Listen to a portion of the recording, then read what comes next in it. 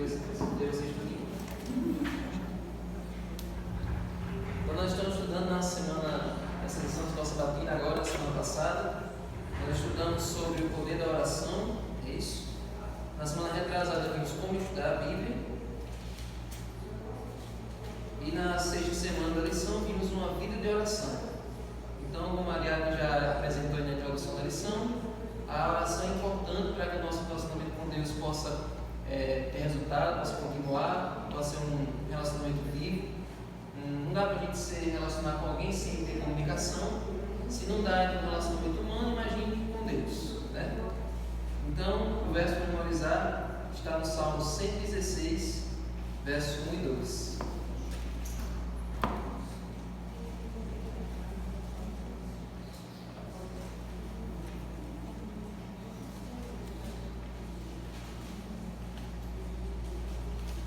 Salmo 116, verso 1 e 2.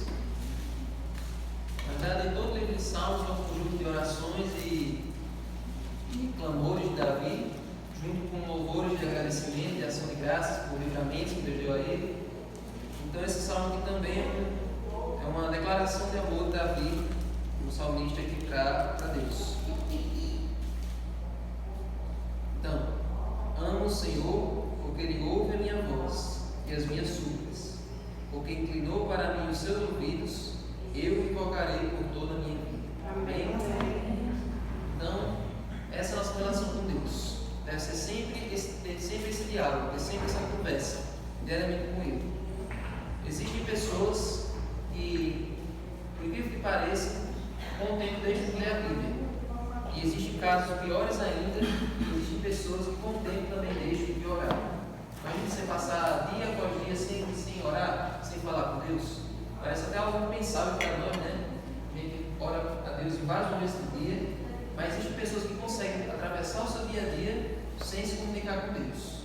Conseguem levar isso de uma forma fria, sem dirigir nenhuma gratidão pela comida ou pelo dia. E, infelizmente, tem pessoas que chegam a esse estágio. Mas, gente, quando a gente ora, quando a gente fala com Deus todo dia, quando a gente lê, a gente sente um bem, a gente sente uma satisfação grande e a gente se sente preparado para encarar os desafios. Então, olha só. Na Bíblia nós vemos pessoas orando de jeitos diferentes. E essa semana agora na lição nós vamos revisar quem foram essas pessoas e de que maneira elas oraram. E nós vimos que a comunhão delas com Deus mudou não apenas a vida delas, mas transformou a vida de quem estava em volta delas. Vê disso? Então, nossa vida de oração não afeta só a nós, mas também quem está ao nosso redor. Então, nós estudamos sobre postura da oração, nós estudamos sobre frequência de oração, estudamos em que circunstâncias a gente deve orar. Será que apenas quando está tudo favorável, ou a gente deixa de orar quando está tudo desfavorável para nós? Então, nós vamos agora estudar sobre Daniel, um grande exemplo de oração para nós. Então vamos para Daniel 2.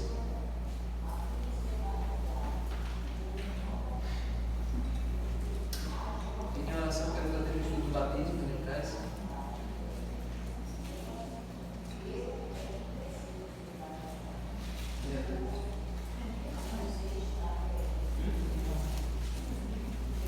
Aqui é uma classe para ela faz com os interessados. Quem está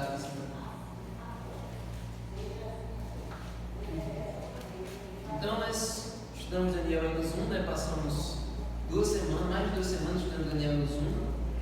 E nós vimos que Daniel recebeu aquele dom de Deus, o dom da inteligência, o dom de interpretar visões.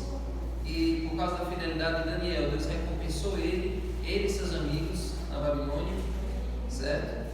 Até chegar ao ponto que Deus disse a Daniel, no capítulo 10, verso 11, de que ele era muito amado pelo céu. Ele era muito amado por Deus. O anjo Gabriel veio dizer a ele: você é uma pessoa amada por Deus. Imagina você receber esse reconhecimento de Deus, que você é muito amado.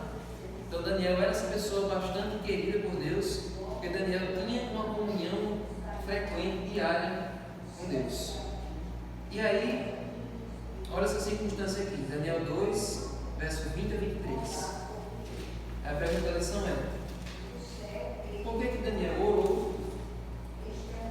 E o que a gente pode aprender com isso? Pelo porque ele orou, e o que a gente pode aprender com isso?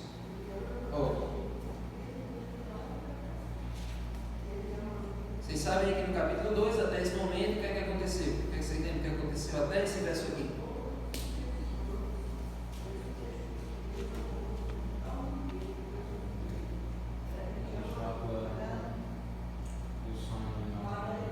Nabucodonosor teve um sonho, tal, aquele sonho famoso, testado, só que não era todo mundo lembrava de nada, só sabia que tinha sonhado uma coisa muito importante, e quando eles acordavam e não lembravam do sonho, não disseram, o motivo para passar o dia todo agora preocupado, porque todo sonho tem uma importância grande para os babilônios. E aí ele manda buscar os sábios, os magos tentam adivinhar e tal, mas eles não, vocês têm que dizer o sonho e a interpretação. Eu não lembro de nenhum dos dois. Eu não lembro nem do sonho nem sem a interpretação. Aí ele disse, não, mas isso aí que você está pedindo já está fora da nossa alçada. Isso aí é algo que é somente estar lá com os deuses e nem não tem acesso. Aí ele disse, olha, então se você não pode nem revelar o sonho da interpretação, então vou matar vocês, matar a semente de vocês e vou transformar a casa de vocês no lixão. Só isso. Só isso. Só isso. Ficou tranquilo. Ele sabia relevar as coisas. A casa dele no monturo, em lixão. Então, gente, detalhe, ele era tão impulsivo que ele não deu esse decreto apenas para aqueles sábios que ele tinha chamado ali naquela manhã. É para todos. Ele mandou matar todos os sábios que tinham no país por causa daqueles ali que não souberam interpretar. Olha aí, percebeu o dia dele? Ele é o segundo, né, da Babilônia. Então, porque ele não gostou do que aqueles homens disseram, ele mandou matar todos que tinham no país inteiro. Mas se esses aqui não servem, os outros também não dão conta. Esses aqui que estão perto. E aí você lembra que no capítulo 1, Daniel tinha sido chamado por seus amigos, junto com vários jovens, e eles começaram a compor esse grupo de sábios. Então essa ordem de matar todos os sábios incluía matar Daniel e seus amigos. Só que a Daniel disse, não, peraí, você não pode matar sem eu tentar antes. Então, dê para mim só mais um dia, que agora eu vou buscar a Deus, eu vou orar, e aí Deus vai me passar a revelação. E aí olha só, capítulo 2, vamos ver o verso 17. Então Daniel foi para casa e explicou a situação a Ananias, Misael e Azarias, seus companheiros, para que pedissem misericórdia ao Deus do céu sobre esse mistério, a fim de que Daniel e seus companheiros não fossem mortos como o resto dos sábios da Babilônia. Então a pergunta da lição é, por que Daniel orou para pedir a revelação? Por que ele, já que ele era tão inteligente, por que ele mesmo não foi atrás sozinho? Por que ele precisou orar? Porque ninguém adivinha nada.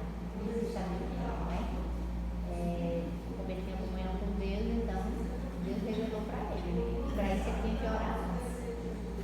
Não é porque ele sonhava em interpretar, mas ele interpretava com Deus, porque ele tinha comunhão com Deus. E muita, não era nem pouca, né? Não é qualquer comunhãozinha. Exatamente. Verdade. Existem coisas que a gente não tem entendimento, a gente não vê, não enxerga o amor, só Deus enxerga, e até o homem daquilo que a gente tem visto. O homem que veja isso que eu nem vi, mas Deus toca em relação com necessidade da vontade de Deus, então por isso que ele precisava buscar a Deus, porque ele precisava enxergar uma coisa que ele não conseguia ver, e nenhuma outra pessoa conseguia ver, só estava a poder de Deus nele. Exatamente. Então, como vocês já disseram, essa constatação, até os próprios sábios tiveram essa constatação. Esse dom de revelar o sonho e a interpretação não era algo que alguém que mais se esforçasse ia conseguir. Isso era algo que somente Deus é quem poderia dar.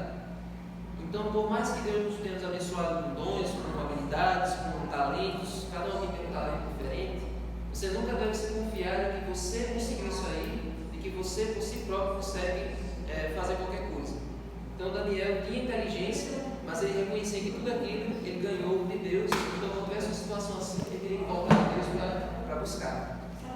Então, vamos ver a oração dele, verso 19 e 20. Então o mistério foi revelado a Daniel numa visão de noite. E aí o que a gente pode aprender com isso aí? toda vez que você está em dúvida sobre alguma coisa da Bíblia, quando você ora, o Espírito Santo vem para lhe ajudar. Amém? Amém. Toda vez que você está em dúvida sobre um texto, toda vez que você está ali querendo entender alguma coisa, Deus ele não faz um protocolo para lhe atender, ele está sempre de plantão para lhe ajudar a entender qualquer coisa, entender qualquer texto. Por exemplo, um outro caso que isso aqui aconteceu. Lá no caso de Filipe e Eunuco, o Eunuco estava lendo ali a profecia de Isaías, sem entender nada, a viagem todinha, tentando entender de quem aquela profecia estava falando, e Deus mandou Filipe em encontro dele para ajudar a entender. Então, toda vez que você não entende alguma coisa e você pede a Deus, Deus lhe ajuda a entender ou manda alguém para lhe ajudar. E quantas histórias vocês conhecem, né? Pessoas que estavam ali, tinham uma Bíblia em casa, não entendiam nada, estavam ali pegando poeira, até que Deus manda alguém para a casa da pessoa, né? E a pessoa recebe um estudo e a pessoa se converte. Então, Deus atende a oração. Olha o verso 20. Bendito seja o nome de Deus, de eternidade a eternidade, porque dele é a sabedoria e o poder. É ele quem muda o tempo e as estações, remove reis e estabelece reis, ele dá sabedoria aos sábios e entendimento aos inteligentes. Ele revela o profundo e o escondido, conhece o que está em trevas e com ele mora a luz. Ó Deus de meus pais, eu te agradeço e te louvo porque me deste sabedoria e poder, e agora me revelaste o que te pedimos, e nos fizeste saber este caso do rei. Então, Daniel deu os créditos a Deus pela revelação que ele tem conseguido. E é assim que nós devemos sempre fazer. Quando nós pedimos ajuda a Deus, quando pedimos alguma coisa, nós recebemos, temos que sempre lembrar de agradecer. Assim como fez aquele último leproso, lá daqueles 10 leprosos, todos foram curados por Jesus, todos receberam ali a cura da lepra, 9 foram do sacerdote e só um voltou para agradecer a Jesus. Então devemos sempre lembrar quem nos deu as bênçãos, né? Então essa é a primeira lição que a gente aprende de oração com Daniel. Agora a segunda situação é no capítulo 6. No capítulo 6 já não tem mais Babilônia, agora é a Pérsia. E aí nós vamos ter a história mais famosa do livro de Daniel. Daniel capítulo 6, verso 10 e 11. E novamente, vocês lembram qual era o contexto aqui desse verso? O que aconteceu até?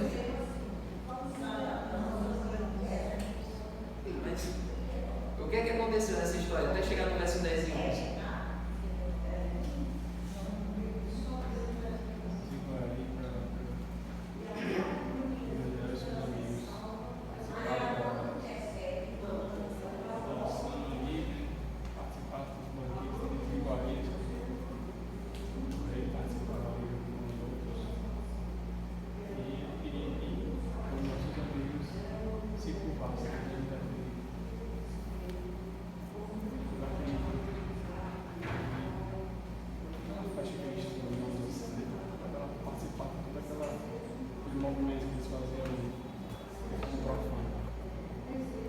Isso aí é a história do capítulo 3.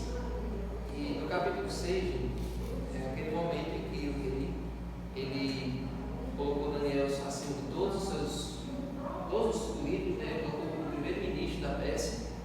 E aí os amigos, os ministros que estavam abaixo de Daniel, começaram a ficar com inveja da popularidade dele e da competência dele, que ele era um ótimo profissional, e começaram a procurar defeitos na vida de Daniel. Procuraram na vida pessoal, procuraram no trabalho dele, não acharam nenhum defeito, etc. Então vamos procurar na religião dele. Mas é porque também a Bíblia diz que o rei tentava colocá-lo como sucessor. Ele era tão bom que o rei Dario já estava pensando, não, vou colocar ele para ser o próximo depois de mim.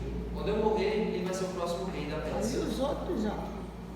Isso também é uma coisa interessante na Bíblia. Toda vez que o servo de Deus ele é fiel, ele é exemplar, ele sempre é reconhecido. Porque José, ele foi colocado como governador do Egito, e imagina que aquele faraó também queria colocar ele como próximo faraó. E Moisés, o faraó do Egito, também queria colocar ele como seu próximo sucessor. E aqui Dario também queria colocar Daniel como o próximo rei depois dele, né?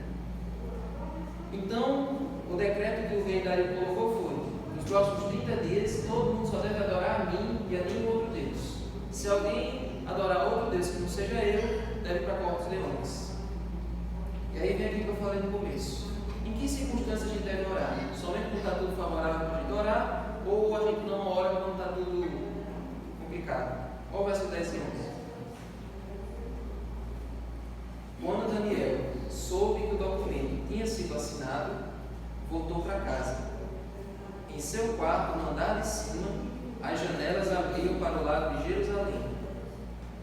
E 3 vezes por dia ele se punha de joelhos, orava e dava graça diante do seu Deus, como era o seu costume. Por que Daniel orava e voltava para Jerusalém? E dá para fazer essa pergunta. Ele está lendo Reavivados, ele está em 2 Crônicas 12 ou 13, eu acho. Mas a gente leu recentemente aquela oração. 23. Nós vimos recentemente a oração de Salomão. Por que as pessoas tinham que orar voltadas para Jerusalém? Essa é complicada, eu vou dizer.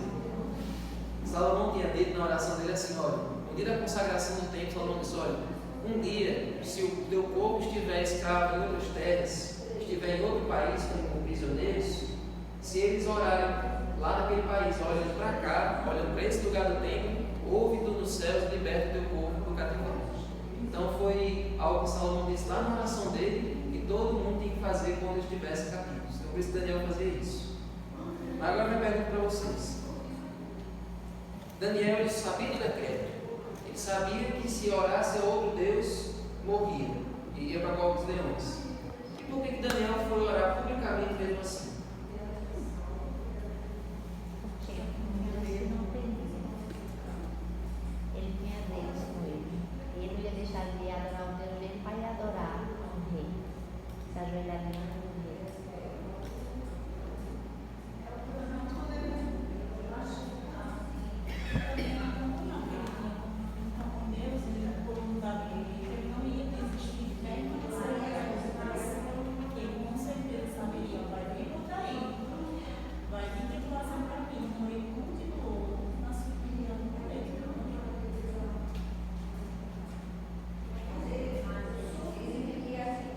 Bom dia, pessoal. Paz, eu fico muito feliz de ter vindo aqui na igreja do Livro. Conheci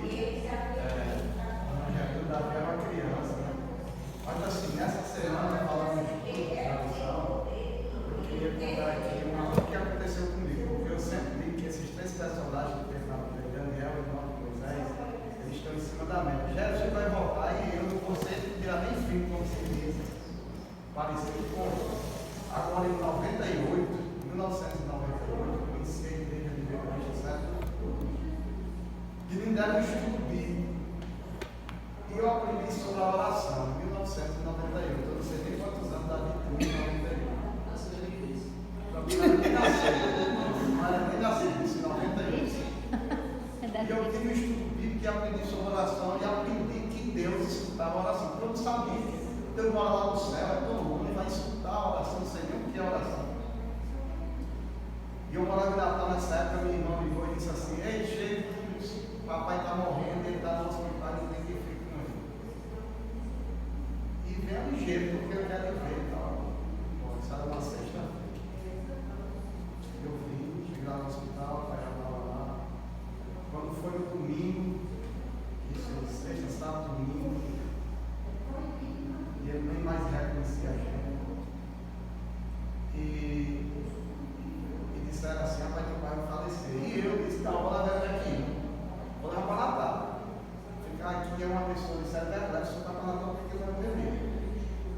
Me lembro como fosse hoje. Aí lá na segunda-feira de tarde, entrando para de noite, 6 horas da noite, eu disse assim: eu vou levar o pai. Aí o médico disse: rapaz, agora ele não vai passar de Caiçara, que é uma cidade próxima. E eu não posso liberar. E eu libero sim, se você assinar um termo de responsabilidade. Que ele vai sair daqui, aí você está liberado para levar seu pai. Eu digo assim: demora agora para ser do jeito. Eu não tive coragem de ir na ambulância com o pai. Tinha um primo dele, eu lutei, porque eu já estava fegando e tal, eu fui na frente. E me lembro que eu fosse um irmão, eu cheguei devagarzinho: não bota esse carro para andar, essa ambulância. Eu sei que quando a gente chegou lá no conflito, era 4 horas da manhã, nesse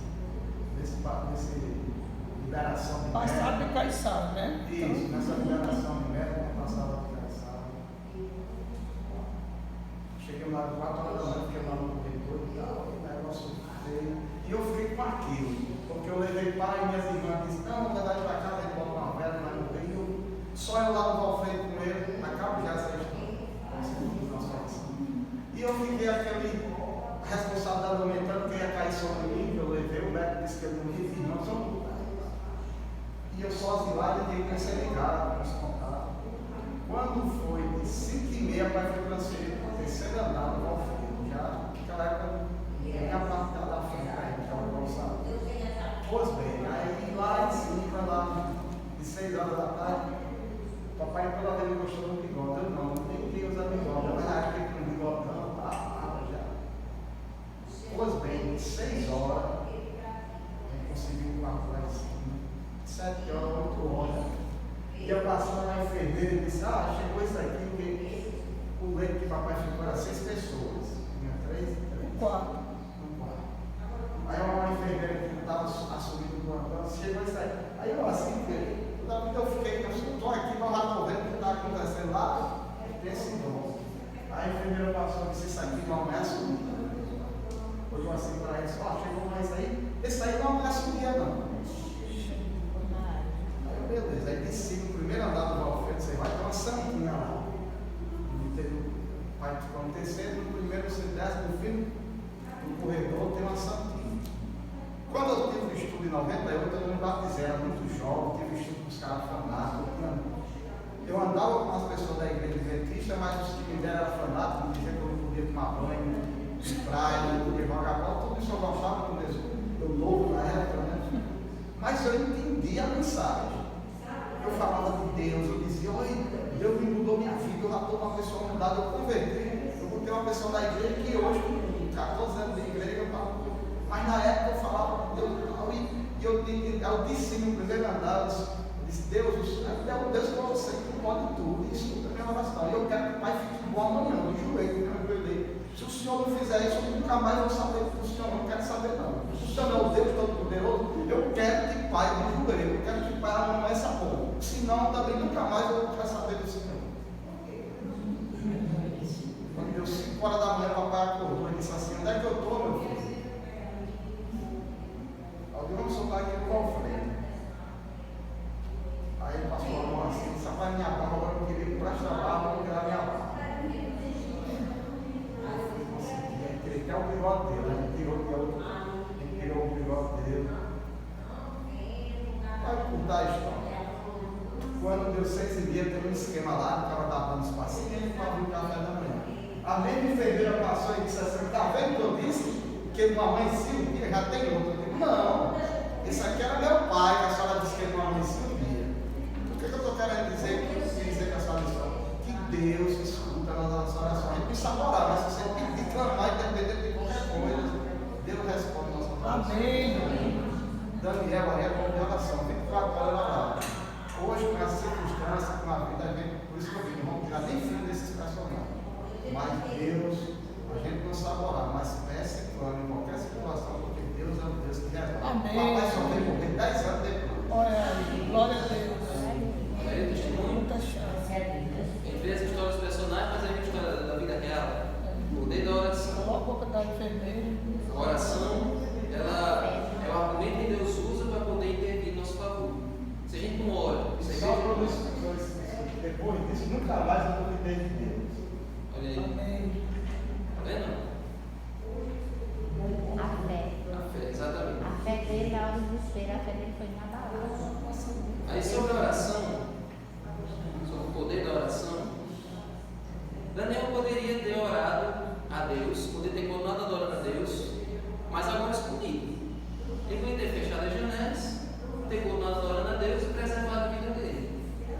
Não teria sido uma alternativa mais viável? Então por que ele decidiu continuar adorando a Deus do jeito como se nada estivesse acontecendo? Por que ele não continuou adorando a Deus, preservando a vida dele, na zona de conforto, ali tudo fechado, para não ser jogado para a porta de Deus? E a Bíblia os inimigos dele iam ver, tá vendo? Ontem estava orando, com a porta do céu aberta. Hoje nunca mais. Isso aí a gente vê a plenitude da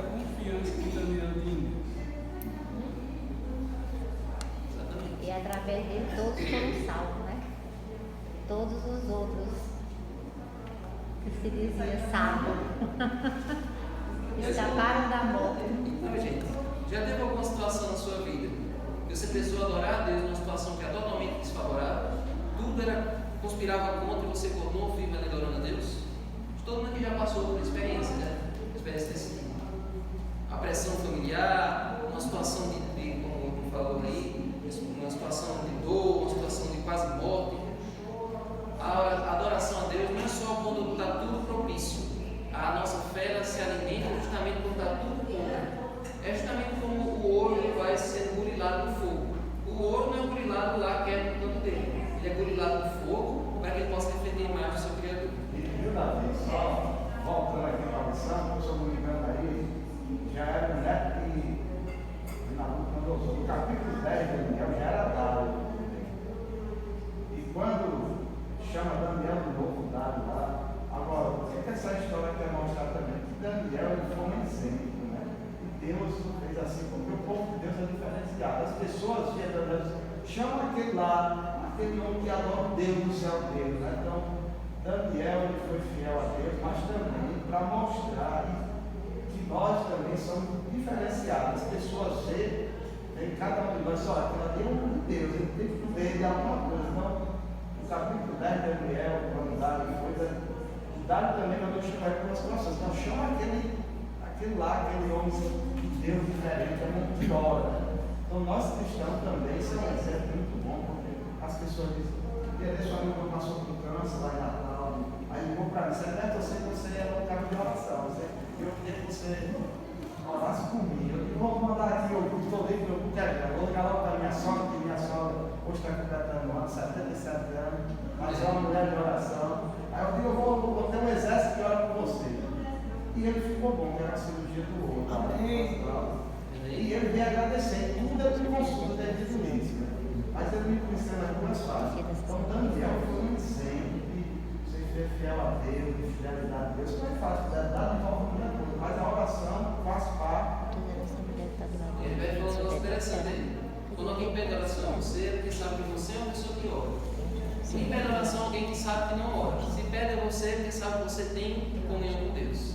Então, todos nós temos a capacidade de ser um exemplo, como Daniel, na questão da oração.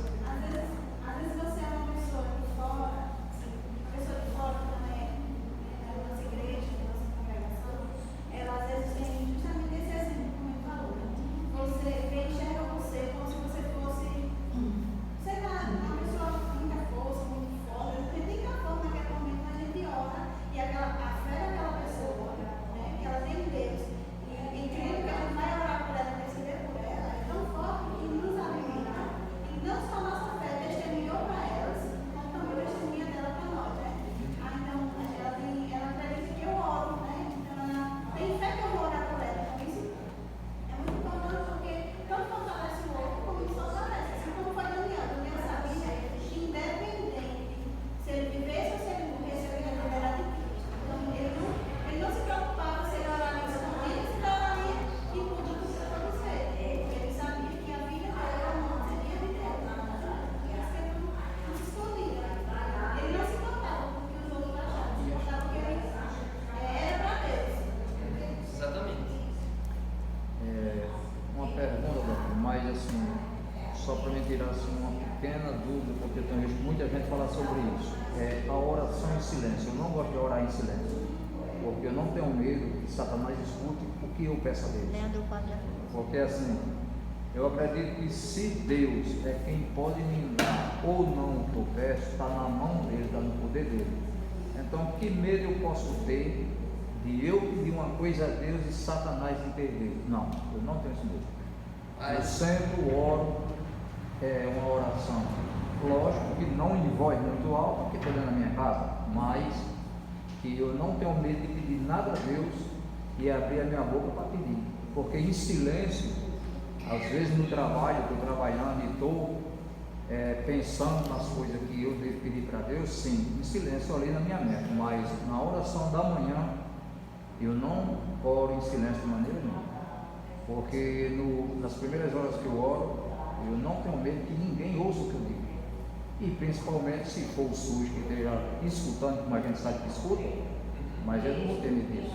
Até porque se a gente aprende que Deus é o nosso Salvador, é o nosso mediador de tudo, como que eu vou ter medo de orar para que ninguém não ouça? É por assim. Mas eu tenho visto várias pessoas que dizem que oram em silêncio para não, porque não quer que Satanás intervenha na oração. Eu acho que não. Ele não intervém. Você está corretíssimo. Eu já vi Leandro Quadro, eu assisto muito Leandro Quadro, né, eu gosto muito dele. E ele falou sobre isso. Um dia eu estava assistindo e ele falou, não precisa a gente orar em silêncio para que Satanás não escuta, não tem para que isso. Ele falou que a gente tem que orar normal, não precisa de orar em silêncio.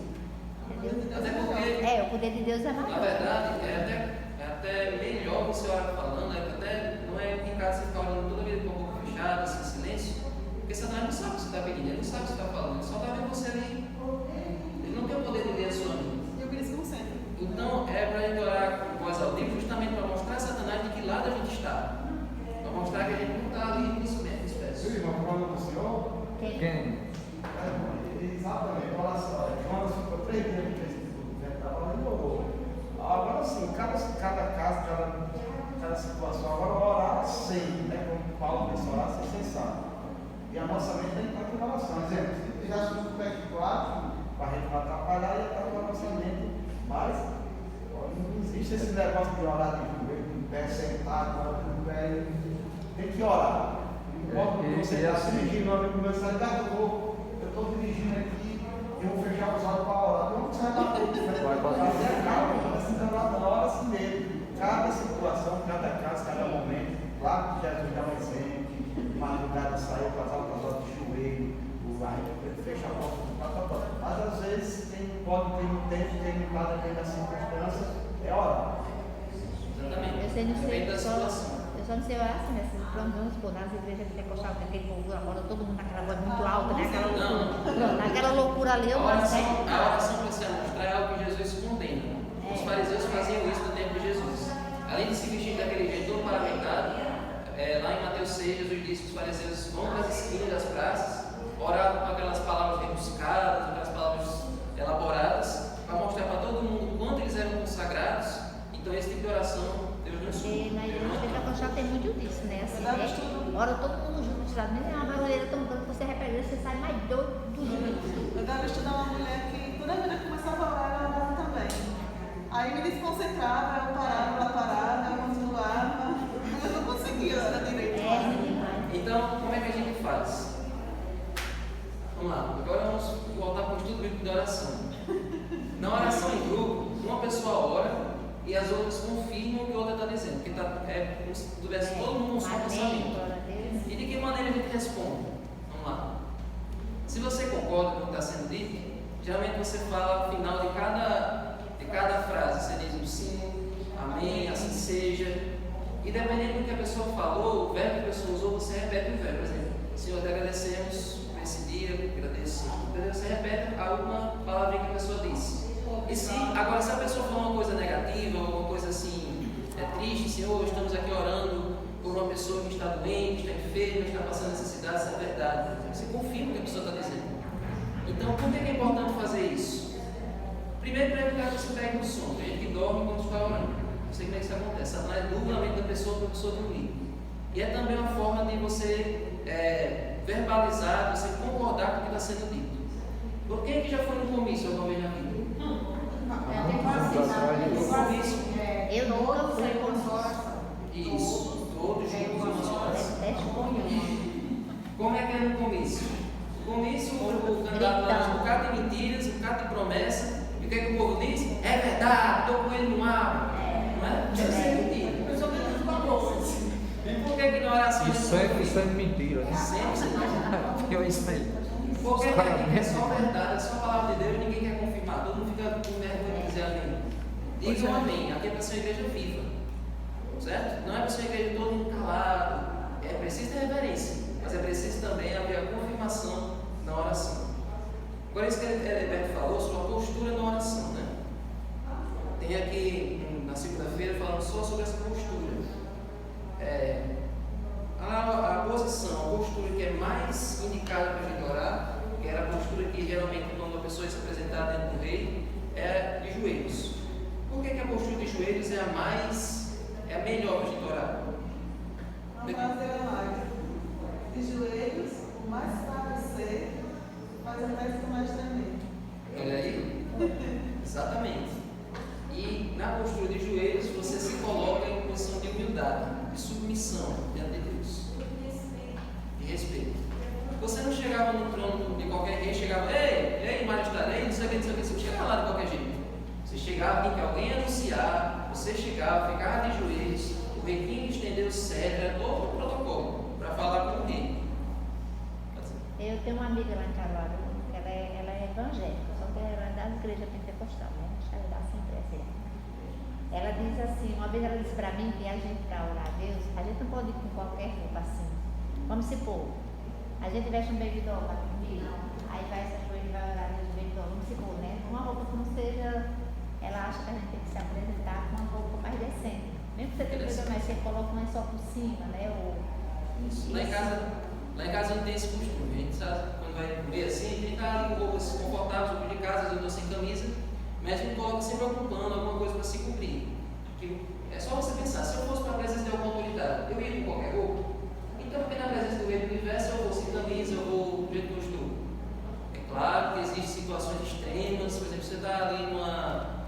Está doente, né? Está doente e tal, mas, se possível, se viste e seja apresentável diante do Rei do Universo, diante do seu Pai, diante do seu Criador. É preciso ter reverência. Então, tem várias posições de oração na Bíblia. Tem oração em pé, tem pessoas que oraram sentadas. Tem uma postura que hoje a gente usa muito, que é orar com o rosto interno. No tempo da Bíblia, as pessoas... Você já viu essa cena? A pessoa se curva e fica totalmente com o rosto interno. É uma posição de humilhação extrema, quando a pessoa está pedindo pela vida de alguém.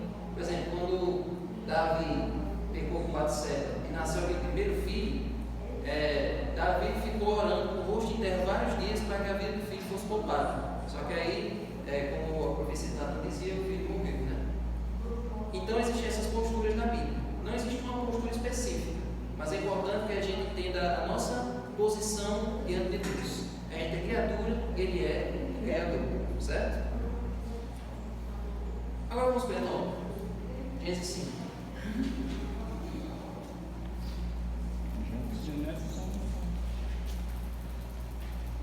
Gênesis 5, 22 a 24.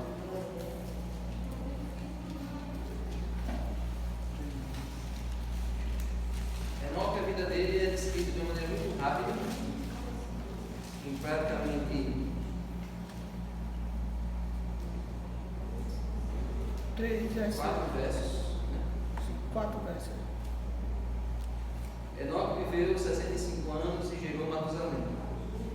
Enoque andou com Deus, depois que gerou Matusalém, viveu 300 anos e teve filhos e filhas. Todos os dias de Enoque foram 365 anos. Andou Enoque com Deus e já não era. Na Bíblia você diz já não era, nessa laranja diz já não foi mais visto, porque Deus o levou para si. Aí eu acho interessante que na Bíblia preta diz o levou para si, nessa diz levou para junto de si, para não dar a entender que podia ser que alguém desse pensasse, não, ele morreu, Deus levou a alma dele. Não, Deus levou ele. Sobre 300 anos. Não vai ser nada. Olha o filho dele. Olha o verso 7 aí. Todos os de Matusalém com 969 anos. Filho mais velho. Só o filho mais velho. Mas nesse tempo o povo era lúcido, né? Porque hoje em dia a gente. Tem gente que tem mais de 100 e Não ainda comeu é carne, lúcido, tudo né? cedo, acordava cedo. Respirava puro.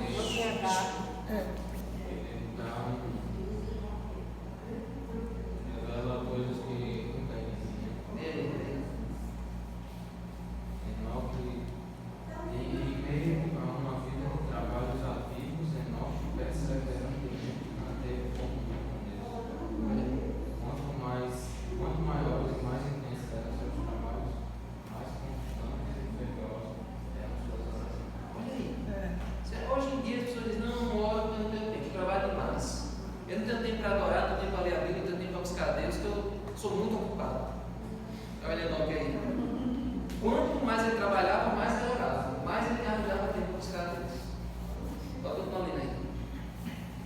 Mas já leu muito esse texto lá em casa. Depois de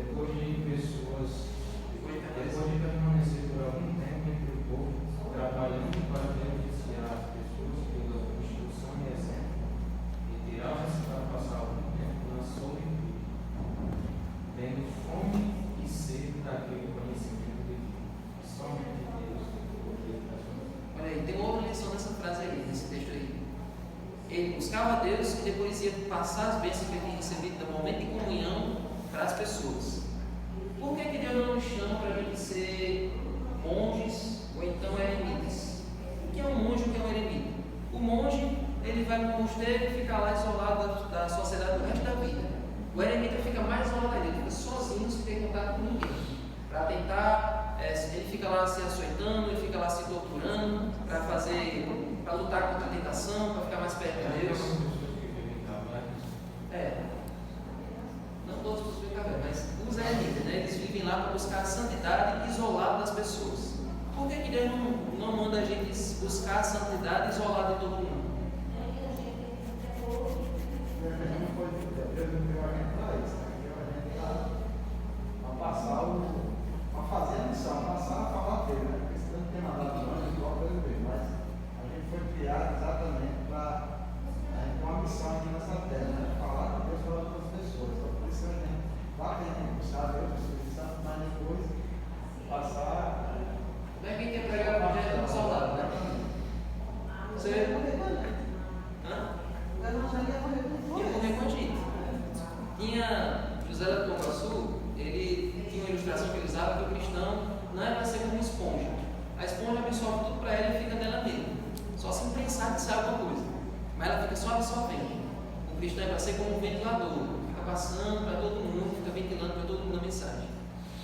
Por isso que às vezes a gente meio fraco, por isso que eu me lembro, esses homens para cima, para cima, nada que a criança tem, mas você me conhece hoje aqui, chega para a gente aqui do céu, a gente já passou a mensagem, a gente já fez o dever de casa, mas às vezes a gente diz, não, mas eu quero ir para o céu só você não vai, você já está pensando no egoísmo, e agora você não vai para o céu. Tem que falar com a sua família, uma coisa assim. Ninguém vai para o céu sozinho. Todo mundo vai para o céu levando pelo menos uma pessoa. Certo? Isso é uma coisa muito importante. Uma parte que ela diz assim: até os ímpios contemplavam com admiração a direção celestial do Senhor. Quem ora tem uma aparência diferente de quem não ora. Quem tem o hábito de orar tem uma aparência mais celestial, tem uma aparência mais santa do que quem não ora. Até você já deve ter percebido isso. Você deve chegar em algum local de trabalho e não ter dito nada e a pessoa diz assim: quem tem? Você, por quê? Eu disse alguma coisa? Não, você tem cara de que é crente. Você não disse nada, mas você tem uma cara de que é consagrado. As pessoas veem, mesmo que vinha menor, elas veem você. Ou seja, não é uma coisa de 6 mil anos atrás, é uma coisa real que a gente vê no dia a dia. Certo? Verdade. Essa semana que eu vou mostrar, aí eu estava aí eu fui até lá para casa que ela chegou no momento, irmão, você quer que nunca nem tinha visto na minha vida. É a forma que você fala para a pessoa, a forma que você trata a pessoa. A pessoa nota que você não é. Você não fala, que nem eu vou falar com respeito. Aí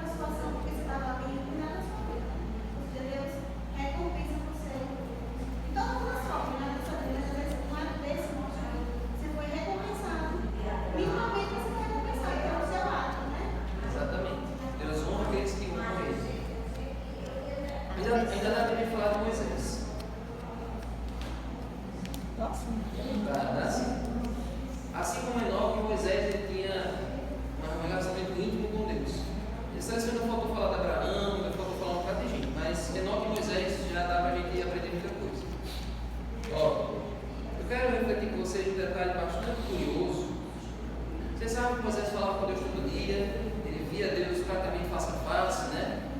Mas aí teve um momento que Deus decidiu dar a sua lei. E no momento que ele decide dar a sua lei, antes de Deus dar as tábuas de pedra, Deus fala os mandamentos. Ó, Êxodo 20. Muita gente acha estranho isso, só que Êxodo 20 foi Deus falando.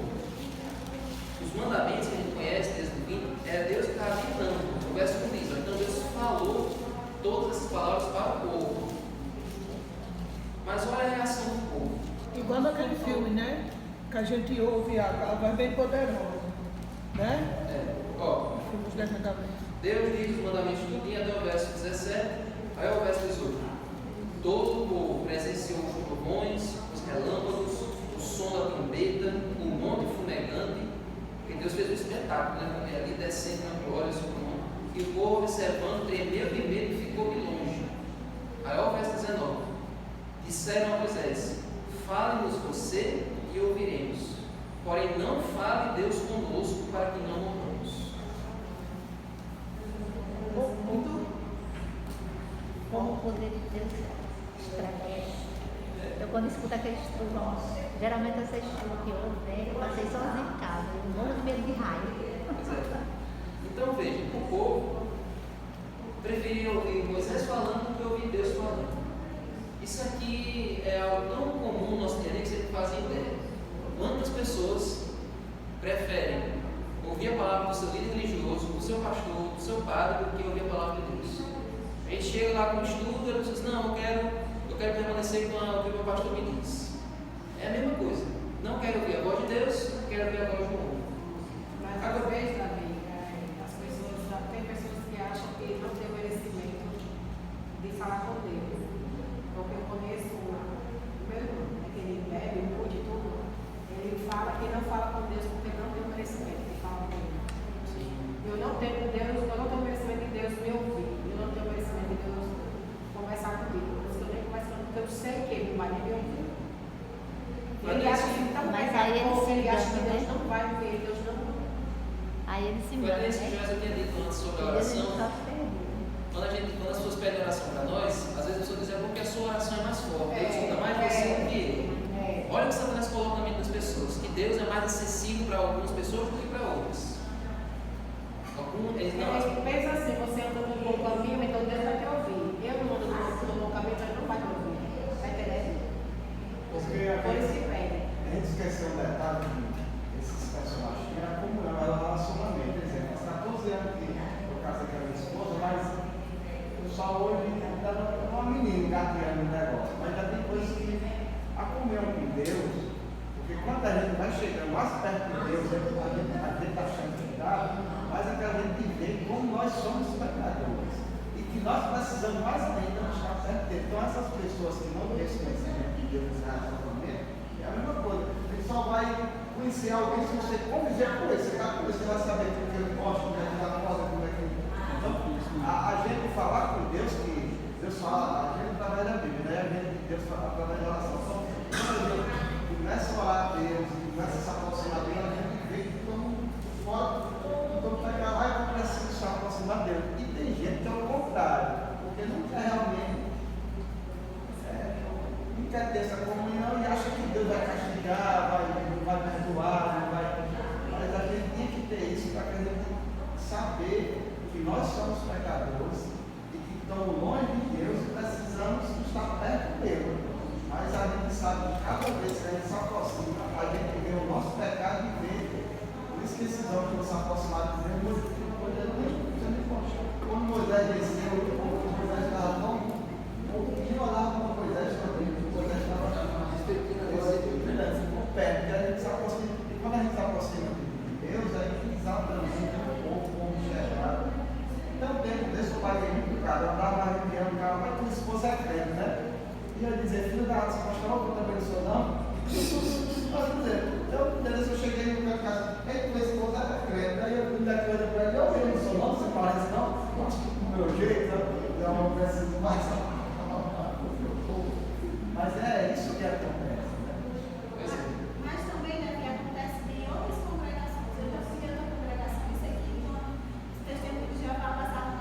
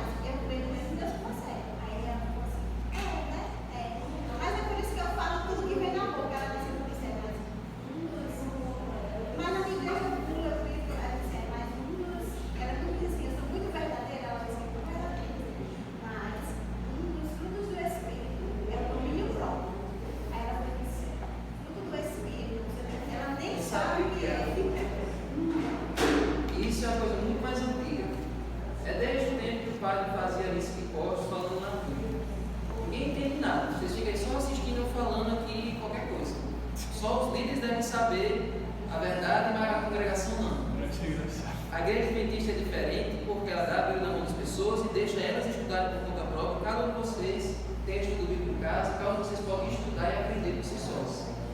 Tanto é que essa igreja não funciona, cada congregação pode funcionar sem pastor.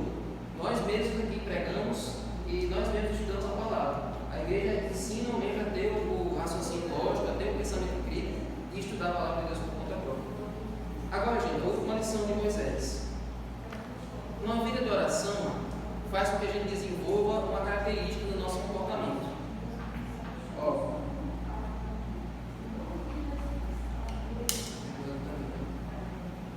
Mas vamos aí para o capítulo 31. Gabriel? Isso.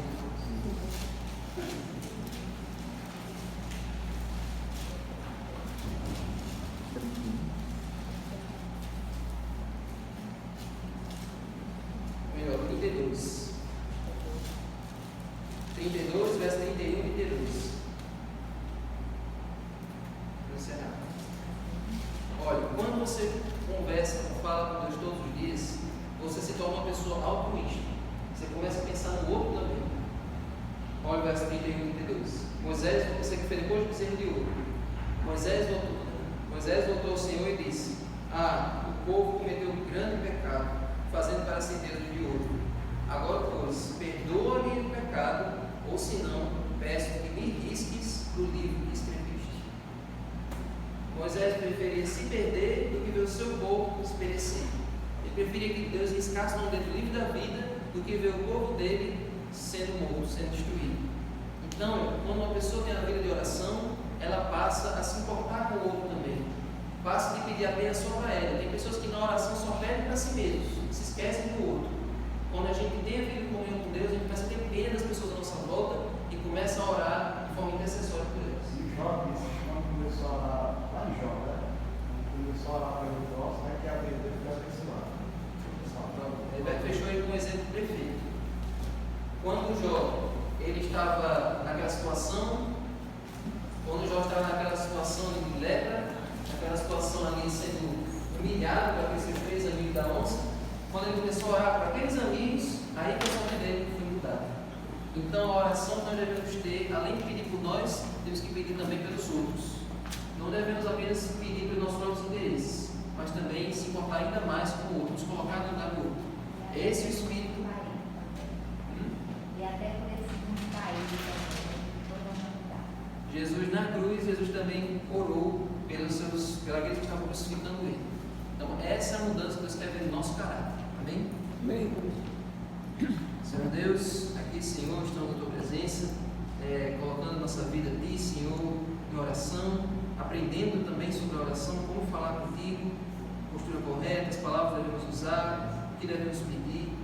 Nos ajuda, Senhor, assim como o Senhor disse lá no Pai Nosso, perdoa as nossas dívidas, assim como nós perdoamos a quem nos tem ofendido. Amém. Nos ajuda a desenvolver o perdão, Senhor, porque só perdoando que nós seremos perdoados pelo Senhor.